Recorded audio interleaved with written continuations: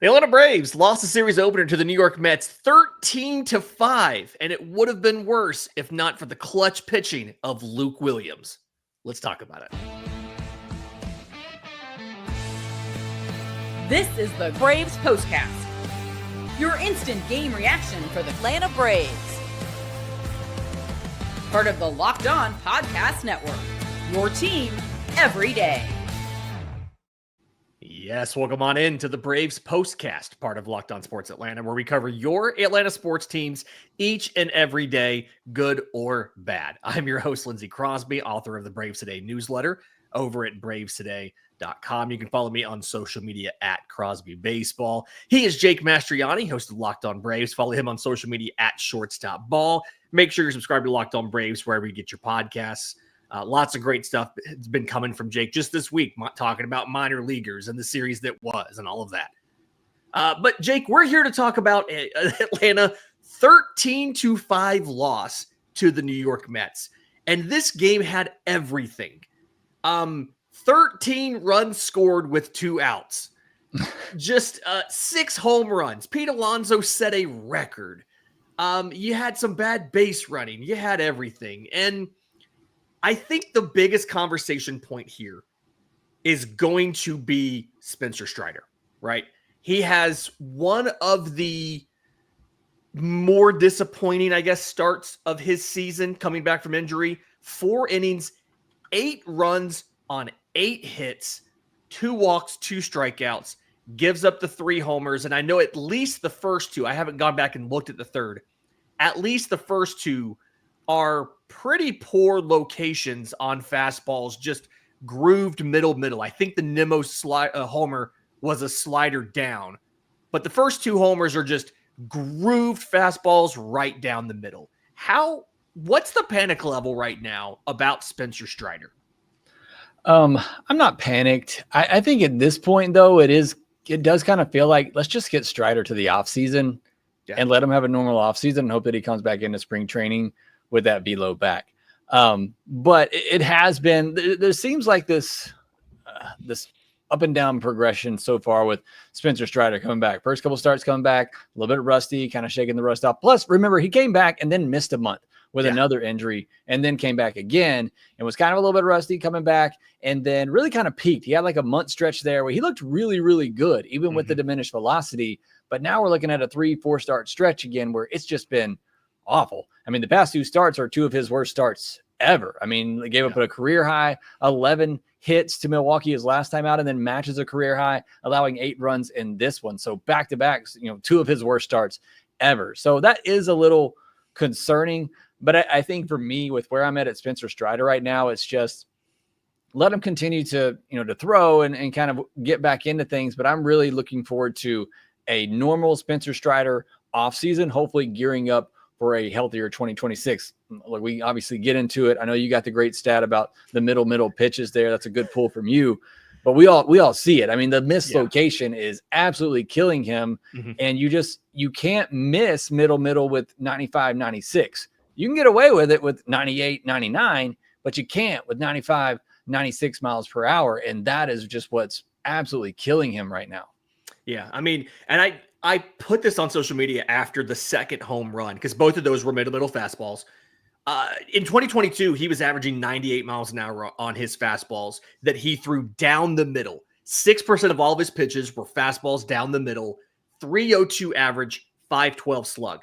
That doesn't sound great, but hitters had a negative run value per 100 pitches on those because they hit everybody else's so much harder. 2023, more the same, 97 mile an hour average velocity, 345 average, 709 slug. Still a negative run value compared to everybody else. 2025, he's averaging 95 on pitches down the middle. And not counting tonight, it's a 542 average and an 875 slug. It's absolutely terrible. Here's the thing. He's throwing less pitches down the middle than in previous seasons. He's at 4.7% compared to 6% in previous years. But he's just getting much worse results because the velocity is not there. And I'd argue a little bit there's no context to this as far as when it's happening in at bats and who it's happening to and all of that. But I kind of agree with you that I think the panic that Spencer Strider is now a bum for the rest of his career is a little bit early. Yeah. A lot of people, I've seen it on social media, a little bit in our chat. The thought process is this is who he is going forward. And I do think that there is room for him, like you said, to have a healthy offseason, to regain some more of that velocity, to get a little more consistent with the locations. Because to your point, he's had really good seasons where he threw more balls down the middle than he is this year. And I don't think you move him to the bullpen. I don't think you just accept this is who he is. And you saw tonight, he tried to diversify his mix a little bit more. It felt like the slider wasn't really there. I don't know if that's what it felt like to you. He threw 25 of them, like 30% usage. He got 4 whiffs and 12 swings, but 6 put into play. Just didn't really feel like he had the slider, right? He had a slider, but not that slider. So he threw 9 curveballs. He threw 7 changeups, but ultimately just you give up 3 home runs, you can only do so much to keep your line under control. And that's just what happened tonight.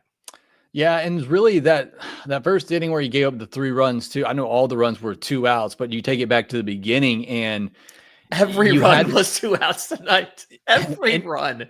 Sorry. But you had it in that moment. I mean, it was a 3-2 pitch to Cedric Mullins and he just puts the ball in play, weakly hit. It's a run. And then the next batter, bombs him for a 2-run homer. And next thing you know, you've allowed a 3 spot. And I know you can make that excuse all night long that every pitcher was just one pitch from getting out of an inning and they just couldn't do it. But it just felt like with where Strider is right now, things just really spiraled after that. But look, it's not like the stuff isn't good. Like maybe the IVB, the inducer rate isn't quite there with the fastball without that velocity, but it's still 95, 96, well located with a really good slider, can still be a good pitch. Now he might have to a good pitch mix. He still might have to add another pitch. And that may be what we see in the offseason is why I'm kind of excited. I'm not going to say it, Lindsay. I see your face. I'm not going to say it, but that's maybe why you have an offseason where you do try to maybe refine the curveball or the changeup. Maybe you add the cutter. But that's why I can't give up on Spencer Strider because it's 1 year back from not pitching all the previous season and having major surgery. Sometimes it just takes a little while. And we've seen him be good this year. Yeah. And so it could just be a matter of him tiring a little bit here at the end after not pitching at all last year. So certainly not giving up on Spencer Strider. I still think he has the ability and the mentality to be a really good pitcher. I think he's going to figure it out. But right now he is certainly going through it. And I do think the fatigue thing is a big part of this too, simply because he lost an entire season, right? He didn't have a normal offseason because he's rehabbing and everything. So he doesn't have the ability to do like a lot of pitchers do and build in capacity for workload through their physical fitness over the winter because he's rehabbing the arm and all of that. So I do think there is something to that as well. I still don't think even with that you shut him down, right? Like the issue now, you have it. And I saw somebody, and you mentioned this before we started recording, somebody told you that they should not have sent him back out there a little bit earlier. I think when it got to maybe 5-5. And I think the issue you have there is, Snit talked about this today. You're now running a 6-man bullpen. I'm sorry, a 6-man rotation. And so when you do that, you can't shorten a starter's outing significantly without throwing another starter in there to eat those innings. You still have to get 6 innings out of some combination of players, right? If your starter can only go 4, you've got to cover the 2 with the bullpen that's already shorthanded. So you can't pull him out. I think if they said pull him out when it was 5-5, you're asking to pull him out after 3, and you can't really do that. Yeah, and even in that 4th inning, you got the first 2 guys out. I mean, you get a strikeout in that inning, and then you get a ground out. You do flip it over and go to the top of the order there and face Lindor, who puts down the bunt single. So again, like I said, with the inning before that, or whenever the 3-run inning was, you had Mullins with the kind of that weak 2-out hit to drive it a run, then you give a home run, and then you get 2 quick outs there in the 4th inning, and then Lindor lays down that bunt for a hit, and then things just kind of spiraled on him right then. So I mean, I understand not pulling him out, and he is your guy right now in a rotation that is really banged up. Doesn't have anybody. Yeah. Yeah. You kind of really hope that he can shut things down after your team ties it up. He just wasn't able to do it. Yep. All right. In just a second, let's talk about the offense. Let's talk about the legend that is Vidal Brujan's plate discipline. I don't know where this came from. We'll do all of that next right here on the Braves Postcast.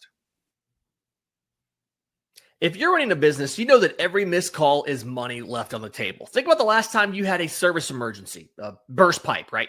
The first plumber didn't answer. Did you wait?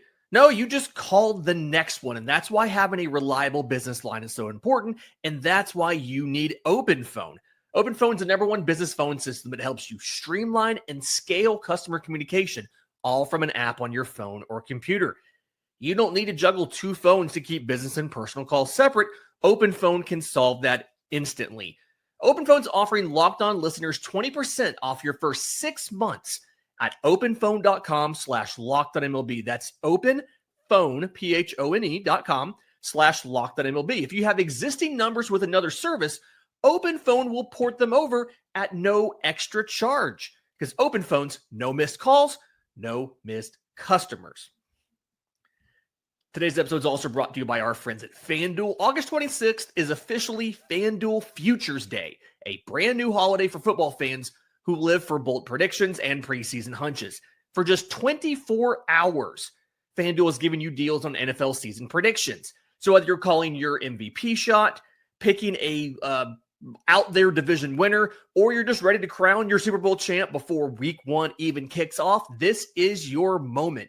You can parlay the division winner dark horses. You can go ahead and, say, hey, I think Josh Allen's going to win MVP this year. Or I think the Chiefs are going to win another Super Bowl.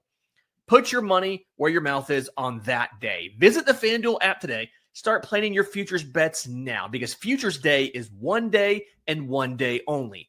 FanDuel, play your game. Okay, so here's the thing. Like, from an offensive side, Atlanta scored 5 runs. It's the thing that we've been asking for the Braves to do. It felt like they didn't do it with homers. They hit 3 doubles. Nacho Alvarez got his first RBI. Matt Olson had two doubles there, but they also had opportunities to, I'm not going to say to tie it up, but they had opportunities to put more runs on the board. Nick Allen's double play kind of hurt a little bit, and it just felt like against a starter, and you sent me a text during the game, against a starter who is prone to walk a bunch of guys in Clay Holmes, that maybe they were a little too aggressive at trying to jump on pitches and do damage versus just making him throw you strikes. Yeah, I mean, again, they still walked a ton against them, walked 5 times. Yeah. And it's, look, certainly they did all their damage in the first 4 innings, but it's also got to be deflating. You work to tie the game up like that, and then your pitcher just gives up a 3-run bomb immediately. Yeah. That's got to be somewhat deflating for the offense. Mm-hmm. And you look at it in the end of things, 5 runs, 8 hits, 6 walks, 9 strikeouts, 1 too many that I would like to see there. Only 2 extra base hits, no home runs.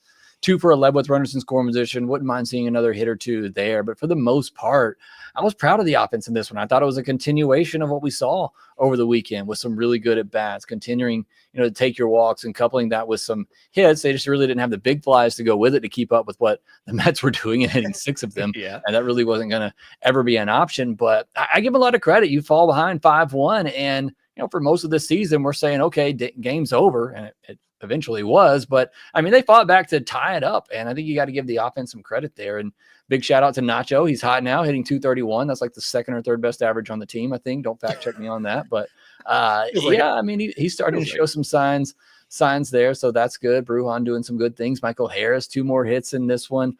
Profar, 2 more walks getting on base here. So certainly some good things from the offensive side in this game. The Brujan thing is wild to me. He's 1 for 4 in his Braves career with 4 walks and 1 strikeout. I know it's 2 starts. It's an incredibly small sample size. It's the Tim Hires effect, man. You come here and you just start walking. It's the Tim Hires effect. There you go. It's the one time that it worked right away instead of taking half a season to go through. I do like being serious though. And you had this the other day when you did Jerks and Profar Swindle the Brave show. You had the point of he's actually been really good offensively at leadoff. He doesn't get a hit tonight. He's 0 for 3, but he draws 2 walks. He steals a base. He scores a run. Like, he's doing a lot of the stuff you want him to do. And tonight, even though you only scored 5 runs, you still scored 5 runs, and you haven't done that a ton this year, but it still makes me feel like there's not as much room to go to see a competitive offense in 2026 as there was 3 weeks ago or a month ago. Yeah, certainly feeling much better. And again, it is still a small sample size. We're talking about a week stretch here, but the offense has looked much better, and they still don't have Ronald and Riley, who could be back, sometime this week too. So it'll be interesting to see with those 2 guys inserted in the offense, if everything else kind of stays the way that it is, and what this offense could really be. If the last 2 months, they're the offense that we thought they could be, and maybe the changes that Tim Hires has tried to implement actually start to take effect, and you start getting those walks along with some hits. That's been the issue all year. They've gotten their walks all season long. They just haven't gotten the hits with runners in scoring position. And if that one thing changes, then this offensive dynamic completely changes as well. And they are a top 10 offense again, if not more than that, especially if the home runs start to come too. So you can see a path. And I think just right now, you have to start looking at it individually too. Like I said, Profar been really good in that leadoff spot, like a 350 on base. That's getting there. Michael Harris looking really good. Olsen, continuing to do some good things. Ozzie every now and then kind of showing you a little bit. And like I said, Ozuna's been hot lately. The catchers, have been good. Certainly Baldwin, and then you insert Acuna and Riley into that. I mean, you can see a path where this offense is good. Shouldn't mean you shouldn't still look for upgrades in the offseason, but you can start to see what you hoped it was going to look like. There you go. And it's possible, we got the report from before the game, it's possible Ronald Acuna Jr. is activated for game 2 or 3. He's in New York with the team. Riley's probably towards the end of the road trip. They're in Cleveland next week, or I guess over the weekend, but you could have Ronald back tomorrow. It's David Peterson, the lefty, versus Carlos Carrasco. Same time, 7:10. Hopefully not the same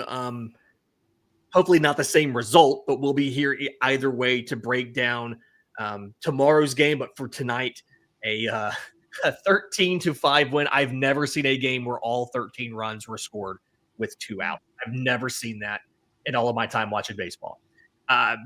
But again, we'll be back tomorrow to break the whole thing down. Do us a favor. If you're listening on audio, leave a 5-star review, Apple, Spotify, all those places you get your podcasts. If you're watching on YouTube, subscribe to both Locked On Braves and Locked On Sports Atlanta. Falcons have a preseason game this weekend, so Locked On Atlanta, Sports Atlanta is going to be all over that. Jake's got tons of Braves content coming this week. Obviously, we'll be here for the postcast for both Mets and Guardians all through the weekend. For Jake Mastroianni, I'm Lindsay Crosby. This has been the Braves Postcast.